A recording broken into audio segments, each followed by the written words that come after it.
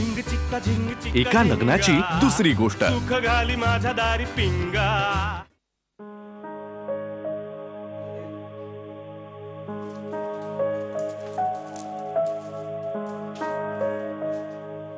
राधा, अरे आई, हे तुझ्यासाठी केरळहून साडी आणली आहे. साडी माझ्यासाठी? ओ वाव, थँक्यू थँक्यू आई, थँक्यू सो मच. काय ग, घाईघाईने घरी गेली होतीस पप्पांकडे, ठीक आहे ना? हो, इनफॅक्ट पप्पा विचारत होते की तुमची ट्रिप कशी झाली, आई बाबा आले का, फोटो काढले का, काय काय केलं. हो हो हो, मी करीन त्यांना फोन. हे राधा, साडी खरंच आवडली ना? नाही का आपलं माझ्या समाधानासाठी म्हणतेस? नाही आई, खरंच छान आहे साडी. म्हणजे काय, धास्ती वाटत होती मला, तू एवढी चोखंदळ आहेस तर माझी पसंत तुला आवडते का नाही असं. हो आई, खरंच खूप छान आहे साडी. मुळात माझ्या स्टाईलची आहे ना, म्हणजे कॉटनची आहे, हलकी आहे, फ्रेश रंग आहे. आवडली ना तुला? चला, माझी एक काळजी मिटली. काळजी? आई, तुम्ही ना छोट्या छोट्या गोष्टींची उगाच काळजी करत बसता. काय करणार बाई, मोठ्या गोष्टींची काळजी करायची परवानगी नाही ना मला.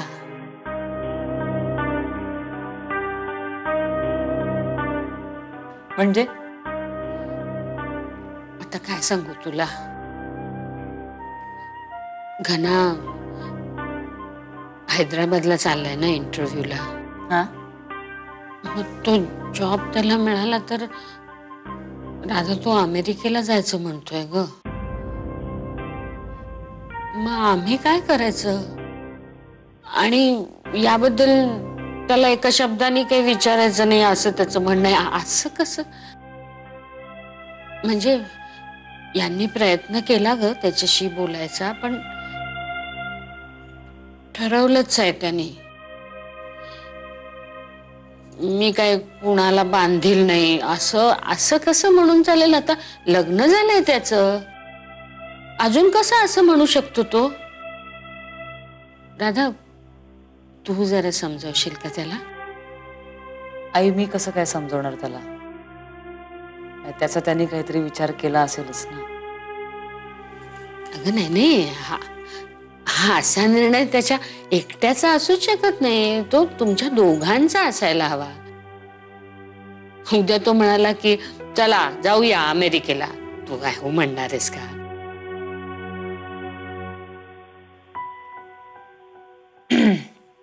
आई, त्याचं जे म्हणणं असेल तेच माझं म्हणणं असेल.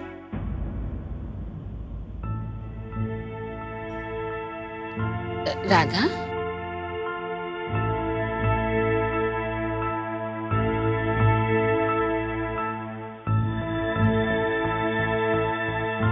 हा म्हणजे आले.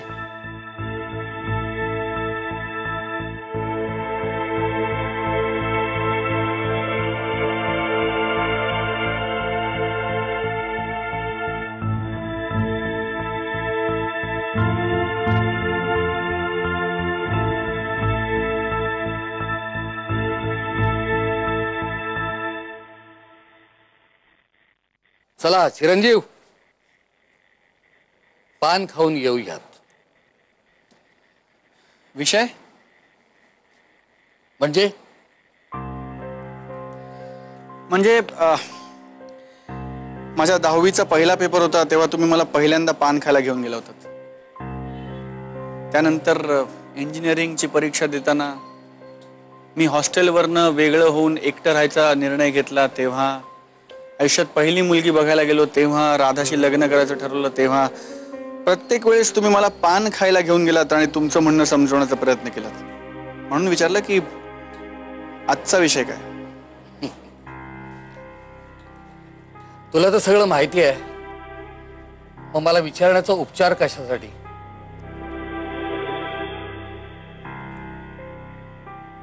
अमेरिका. हा, बाबा तुम्हाला असं वाटत नाही का की सॉफ्टवेअर इंजिनियर म्हणून माझ्यासाठी तिकडे खूप जास्त ऑपॉर्च्युनिटीज आहेत इथल्या मनाने, आणि ते माझ्यासाठी फार महत्वाचं आहे. इथे माझी कोणाला किंमत नाही बाबा. इथेही अनेक संध्या उपलब्ध आहेत.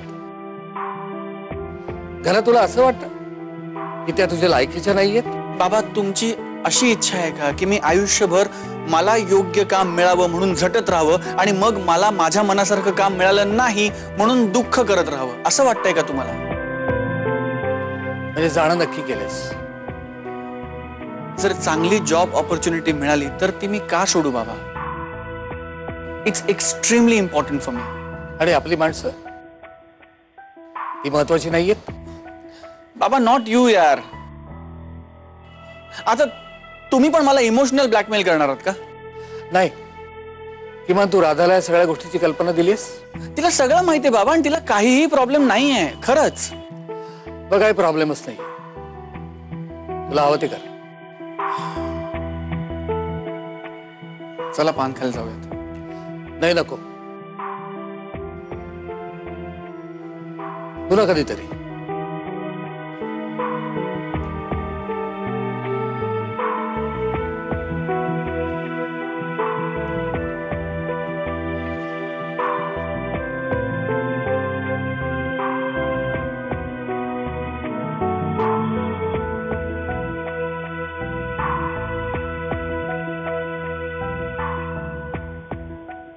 सगळीकडे इमोशनल ब्लॅकमेलिंगच असतं. आई बोलून करते, बाबा न बोलता करतात.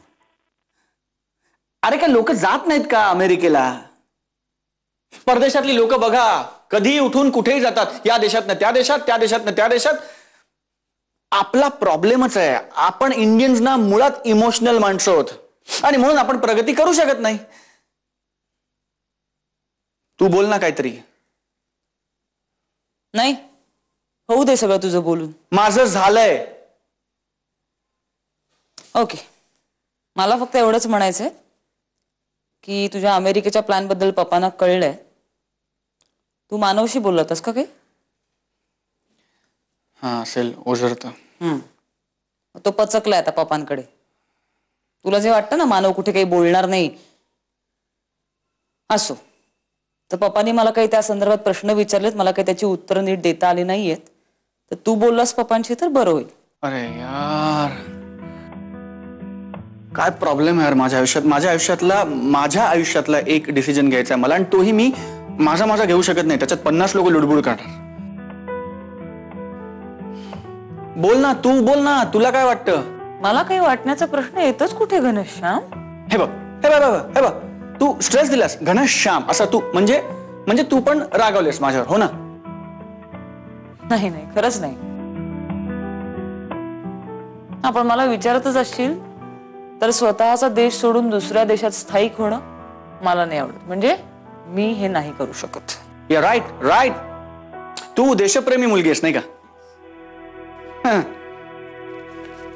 एक मिनिट. देशप्रेमी मी आहे, पण त्याचा इथे काही संबंध नाहीये. आणि जरी संबंध असला ना घनश्याम, तरी तो टोमणा नाही असू शकत. सोड ना. स्वतःचा देश सोडून दुसऱ्या देशात जाणं हे मला पटत नाही इतकंच. मला आलेल्या 71 स्थळांपैकी 12 मुलं मी या कारणाकरता नाकारलीत. But it's your life. तुला हवं ते तू करूच शकतोस. अच्छा, म्हणजे मी अम्बिशियस नाही राहायचं, कोणीही स्वतःची प्रगती करून नाही घ्यायची या देशात. हा अम्बिशियस मी पण आहे घनश्याम. मलाही वाटतं की माझी प्रगती व्हावी. फक्त मला खात्री आहे की मला जे अचीव्ह करायचे ते मी माझ्या देशात राहून अचीव्ह करू शकते.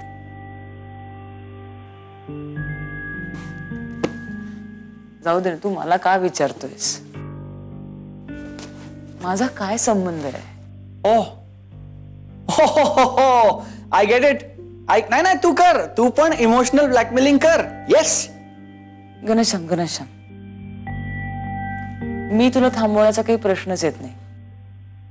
कारण जी माणसं तुला थांबवण्याचा प्रयत्न करतायत ती त्यांच्या आणि तुझ्या नात्याच्या हक्काने. आपलं तर असं कुठलंच नातं नाहीये. पण तरी तू जर मला एक मित्र म्हणून विचारत असशील तर हो, मी तुला सांगेन की तुझं असं अमेरिकेला जाणं मला पटत नाहीये. पण मी तुला थांबवूही नाही ना शकत. Good night.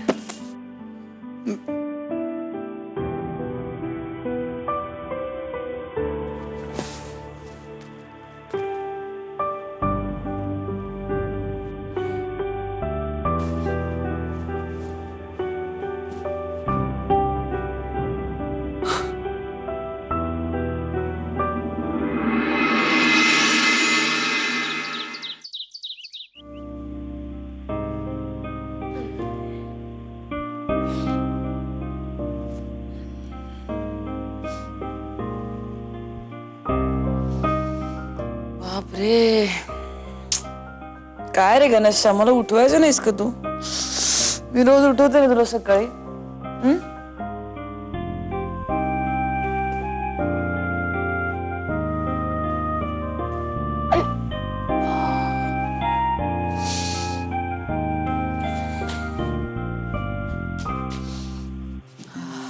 घनश्याम, घनश्याम, ए तू आतमध्ये तर पेपर नको वाचत बसू. घनश्याम, मला उशीर झाला ऑलरेडी, मला आवरायचंय. कुठे गेला Ghanshyam? Good morning. Good morning. आई गुड मॉर्निंग. झाले का पहाट? म्हणजे त्या मनाने लवकरच झाली म्हणायची. नाही, मला कळलं नाही. ठीक आहे ग, रात्रभर जागरण झालं असेल ना तुला. पण एवढं काय त्यात, एकाच दिवसाचा तर विरह आहे. विरह? मला कळलं नाही तुम्ही काय म्हणता. मी झोपेते बहुतेक. ओ आई, तुम्ही घनश्यामला बघितलं? मी त्याला शोधतेय, तो घरात पण नाहीये. हैदराबादला नाही का गेला तो पहाटेच्या फ्लाईटनी? ओ ओ, गेला का तो? एक मिनिट, गेला का तो? म्हणजे जाताना त्याने तुला सांगितलं नाही? अरे, एक स्पेशल काहीतरी गुड बाय, बाय टाटा, सी यू सून वगैरे काहीच नाही? बरं मग निदान लव यू, मिस यू असं काहीतरी? सुप्रिया, अगं तिची झोपमोड व्हायला नको म्हणून नसेल सांगितलं.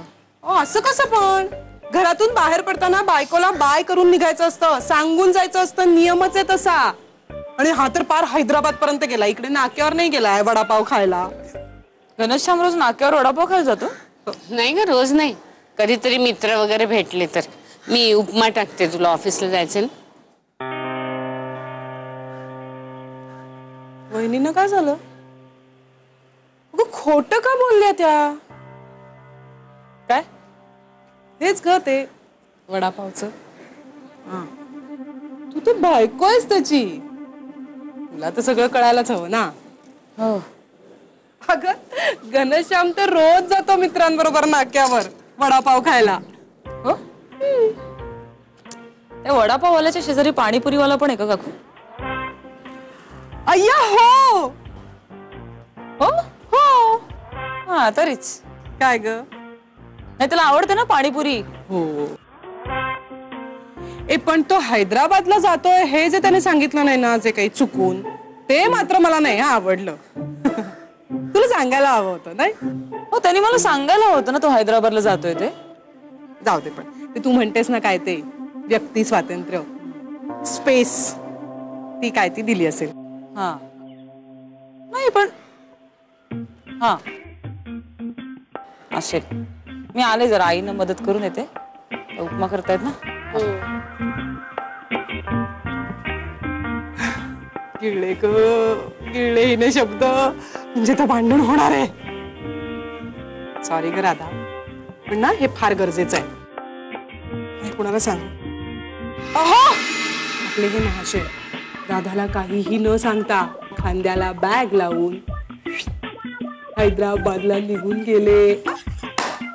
झिंग चिक्का झिंग चिक्का एका लग्नाची दुसरी गोष्ट. सुख घाली माझ्या दारी पिंगा.